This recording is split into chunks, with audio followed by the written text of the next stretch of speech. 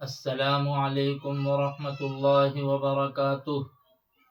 معزز ناظرین و معظم حاضرین، پچھلی ویڈیو میں طواف کی اقسام، ان کی شرعی حیثیت اور ان کی ادائیگی کے طور طریقے پر مفصل گفتگو ہوئی تھی، اور آج کی ویڈیو میں زمزم کے پانی کے فضائل و برکات، فوائد و ثمرات اور اس کے معجزاتی اثرات و کرشماتی نتائج سے انشاءاللہ سامعین و ناظرین کو واقف کرایا جائے گا۔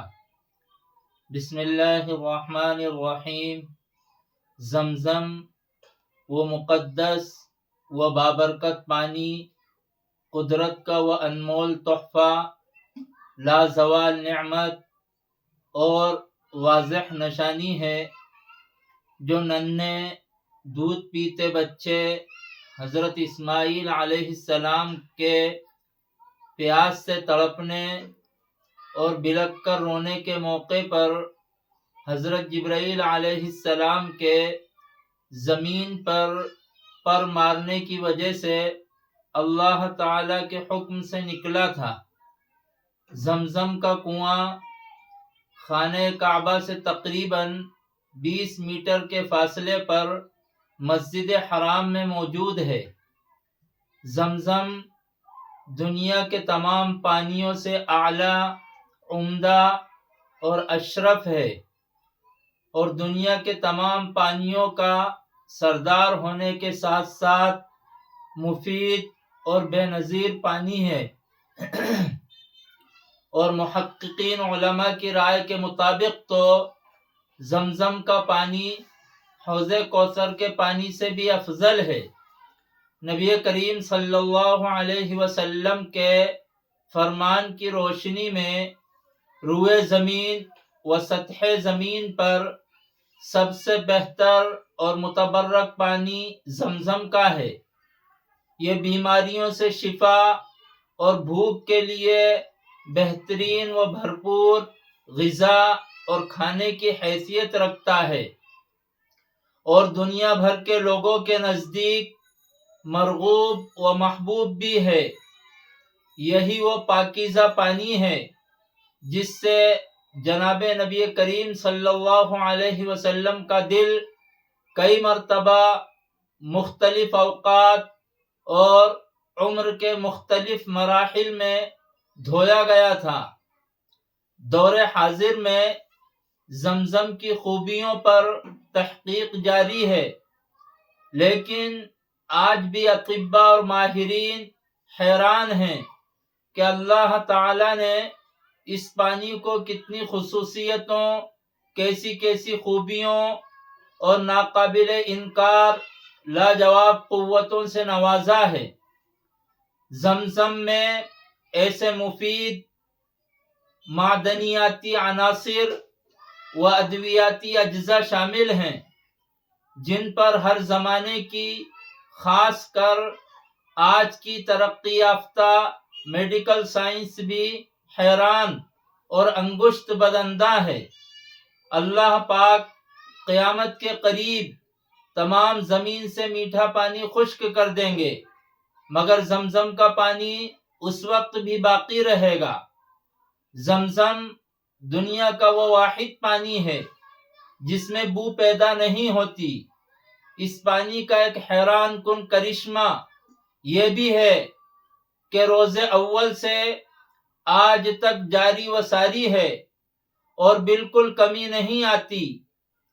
جو لوگ مکہ مکرمہ کی سنگلاخ وادیوں، خشک ریتیلے ریگستانوں اور مضبوط چٹانوں سے واقف ہیں، ان کے لیے یہ انتہائی باعث تعجب اور حیرانگی کی بات ہے کہ جہاں دور دور تک آبی وسائل اور ذخائر موجود نہیں ہیں، وہاں زمزم کا کنواں نہ صرف جاری ہے بلکہ اس کی مقدار اور اس کے پینے والوں کی تعداد روز بروز بڑھتی ہی جا رہی ہے۔ حرمین شریفین میں موجود لاکھوں لوگوں کے علاوہ حجاج کرام اور عمرے کی سعادت حاصل کرنے والے افراد اسے اپنے ساتھ پوری دنیا میں لے کر جاتے ہیں۔ یوں زمزم کا پانی پوری دنیا کے لوگوں کو سیراب کر رہا ہے۔ حقیقت یہ ہے کہ زمزم اللہ تعالی کا ایک زندہ جاوید معجزہ ہے، اور اس پر جب بھی اور جتنی بھی تحقیق کی جائے گی کم ہی ہوگی، کیونکہ اس سلسلے میں ہر تحقیق کے نتیجے میں انسان پر نئے حقائق، انوکھے راز اور روشن پہلو آشکارا ہوئے ہیں اور سامنے آئے ہیں۔ یہ دنیا کا وہ واحد عظیم الشان بابرکت پانی ہے جس میں جناب نبی کریم صلی اللہ علیہ وسلم کے لعاب مبارک اور تھوک کی برکت بھی موجود ہے۔ چنانچہ حضرت ابن عباس رضی اللہ تعالی عنہما سے روایت ہے کہ ایک مرتبہ حضرت صلی اللہ علیہ وسلم زمزم کے کنویں کے پاس تشریف لائے تو ہم نے آپ صلی اللہ علیہ وسلم کے لیے زمزم کے کنویں میں ڈول ڈال کر آپ صلی اللہ علیہ وسلم کی خدمت میں زمزم کا پانی پیش کیا۔ حضرت صلی اللہ علیہ وسلم نے اس کو نوش فرمایا اور پھر اسی میں کلی فرما دی۔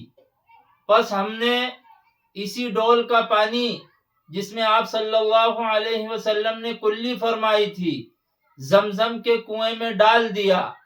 اس کے بعد آپ صلی اللہ علیہ وسلم نے ارشاد فرمایا، مجھے ڈر ہے کہ میری موجودگی میں زمزم کے کنویں سے پانی نکالنے کے لیے تم آپس میں جھگڑا کرو گے اور مجھے خود پانی نکالنے نہیں دو گے، ورنہ میں اپنے ہاتھوں سے پانی نکالتا۔ زمزم خوب شکم سیر ہو کر کثرت سے پینا مستحب اور ایمان کی علامت ہے۔ حضرت ابن عباس رضی اللہ تعالی عنہما سے مروی ہے کہ حضور اقدس صلی اللہ علیہ وسلم نے ارشاد فرمایا کہ ہمارے اور منافقین کے درمیان فرق کرنے والی نشانی یہ ہے کہ منافقین زمزم کو سیر ہو کر نہیں پیتے، لہذا تم جب زمزم کو پیو تو خوب سیر ہو کر اور پیٹ بھر کر پیا کرو۔ اللہ تعالی نے اپنی خاص رحمت اور فضل سے زمزم کے ذریعے کتنے ہی لوگوں کو شفا عطا فرمائی ہے۔ حضرت عائشہ رضی اللہ تعالی عنہا سے روایت ہے کہ رسول اللہ صلی اللہ علیہ وسلم زمزم کو مختلف برتنوں، بوتلوں اور مشکیزوں میں بھر کر مدینہ منورہ لے جاتے اور مریضوں پر ڈالتے اور انہیں پلاتے۔ حضرت جابر رضی اللہ تعالیٰ عنہ سے روایت ہے کہ زمزم کا پانی ہر اس مقصد کے لیے کافی ہے جس کے لیے پیا جائے۔ جو شخص کسی مرض سے شفا کے لیے پیے اللہ تعالی اس کو شفا دیتے ہیں، اور جو بھوک کی وجہ سے پیے اللہ تعالی اس کا پیٹ بھر دیتے ہیں، اور جو کسی اور ضرورت کے لیے پیے اللہ تعالی اس کی وہ ضرورت پوری فرما دیتے ہیں۔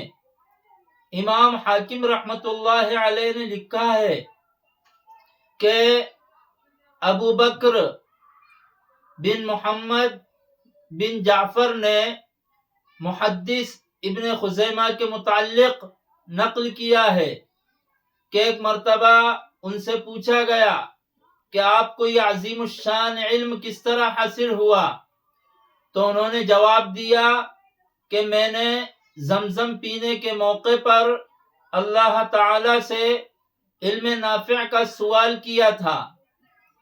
امام جلال الدین سیوطی رحمۃ اللہ علیہ فرماتے ہیں کہ میں نے حج سے فارغ ہونے کے بعد زمزم چند مقاصد کے لیے پیا، جن میں سے ایک خاص مقصد یہ بھی تھا کہ میں علم فقہ میں امام سراج الدین بلقینی کے مرتبے کو پہنچوں اور علم حدیث میں ابن حجر عسقلانی کے مرتبے کو پہنچوں۔ اب میں بطور تحدیث نعمت کے اپنی اس دعا کی قبولیت کا اعتراف کرتا ہوں۔ حافظ ابن حجر عسقلانی رحمۃ اللہ علیہ نے طلب حدیث کے ابتدائی دور میں حج کے موقع پر آب زمزم پیتے وقت یہ دعا مانگی تھی: اے اللہ، مجھے عظیم محدث حافظ ذہبی جیسا حافظہ عطا فرما۔ حافظ ذہبی رحمۃ اللہ علیہ کو حدیث کی سند میں آنے والے راویوں کے حالات کے بارے میں بہت ہی زیادہ جانکاری، مہارت اور دسترس حاصل تھی۔ تقریباً 20 سال بعد جب دوبارہ ابن حجر کو حج کی سعادت ملی تو ان کا ماننا تھا کہ علم حدیث میں ان کا مقام اور واقفیت امام ذہبی سے بھی بڑھ گئی تھی۔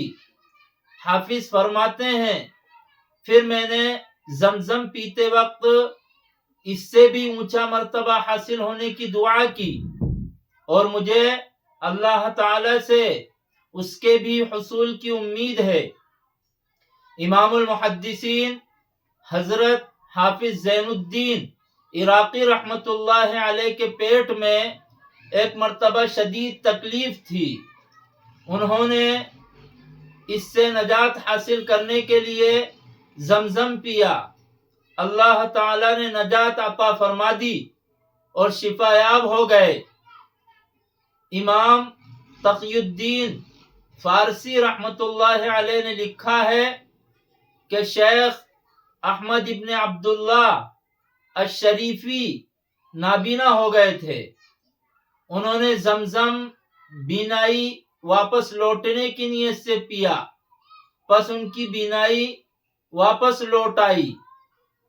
حضرت امام شافعی رحمۃ اللہ علیہ نے جب زمزم پیا تو اللہ تعالی سے 2 چیزوں کی دعا مانگی: ایک علم کی فراوانی اور دوسری تیر اندازی میں مہارت۔ اللہ تعالی نے ان کی نیت قبول فرمائی اور وہ اپنے دور کے عظیم ترین عالم دین، بے بدل فقیہ و مجتہد اور بے مثال تیر انداز بنے۔ علامہ فاقیہی نے اخبار مکہ میں روایت کیا ہے کہ حبیب بن ثابت کہتے ہیں کہ میں نے عطا ابن ابی رباح سے پوچھا، میں زمزم کے پانی کو مکہ مکرمہ سے کہیں دور لے جا سکتا ہوں؟ انہوں نے فرمایا، جی ہاں، حضور اقدس صلی اللہ علیہ وسلم سے یہ ثابت ہے۔ نیز حضور اکرم صلی اللہ علیہ وسلم نے زمزم کو عجوہ کھجور کے ساتھ ملا کر حضرت حسن اور حضرت حسین کی تحنیک بھی فرمائی تھی۔ تحنیک کہتے ہیں کسی چیز کو چبا کر نرم کر کے پیدا ہونے والے بچے کے تالو پر ملنا۔ تحنیک سنت ہے اور بزرگان دین سے بچوں کی تحنیک کروانی چاہیے۔ اس سے بچوں کے اندر ان کے اثرات اور صلاح و تقوی کے جذبات منتقل ہوتے ہیں۔ زمزم کھڑے ہو کر پیا جائے یا بیٹھ کر، اس مسئلے میں علماء کا اختلاف ہے کہ زمزم کو کھڑے ہو کر پینا مستحب ہے یا بیٹھ کر؟ ملا علی قاری رحمۃ اللہ علیہ نے اپنی مشہور زمانہ کتاب المسلک المتقصد فی المنسک المتوسط میں تخیر یعنی دونوں طریقوں کے یکساں برابر افضل ہونے اور دونوں میں سے کسی ایک کے دوسرے سے برتر اور زیادہ اچھا نہ ہونے کا قول اختیار کیا ہے۔ بعض حضرات علماء نے کھڑے ہو کر پینے کو مستحب قرار دیا ہے کیونکہ آپ صلی اللہ علیہ وسلم نے کھڑے ہو کر نوش فرمایا تھا، جبکہ بعض علماء کرام نے بیٹھ کر پینے کو مستحسن قرار دیا ہے، اور آپ صلی اللہ علیہ وسلم کے کھڑے ہو کر پینے کی وجہ مجبوری بتائی ہے، یعنی زمزم کے کنویں کے پاس کیچڑ ہونے کی بنا پر بیٹھنے کی جگہ کا نہ ہونا۔ بہرحال چونکہ دونوں طرف دلائل اور جلیل القدر و وسیع العلم علماء ہیں، نیز یہ کوئی حرام حلال کا مسئلہ بھی نہیں ہے، صرف افضل مفضول کی بات ہے، لہذا کسی بھی طریقے کو اختیار کیا جا سکتا ہے۔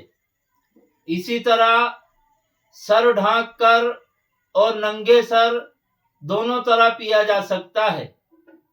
آب زمزم پیتے وقت یہ دعا پڑھنا ثابت ہے: اللہم انی اسألک علما نافعا ورزقا واسعا وشفاء من کل داء۔ اللہ تعالی بار بار ہم سب کے لیے زمزم کے حصول کو آسان بنا کر ہمیں زیادہ سے زیادہ اس سے مستفید و متمتع اور لطف اندوز ہونے کی اپنے فضل سے توفیق عطا فرمائے۔ اللہم آمین۔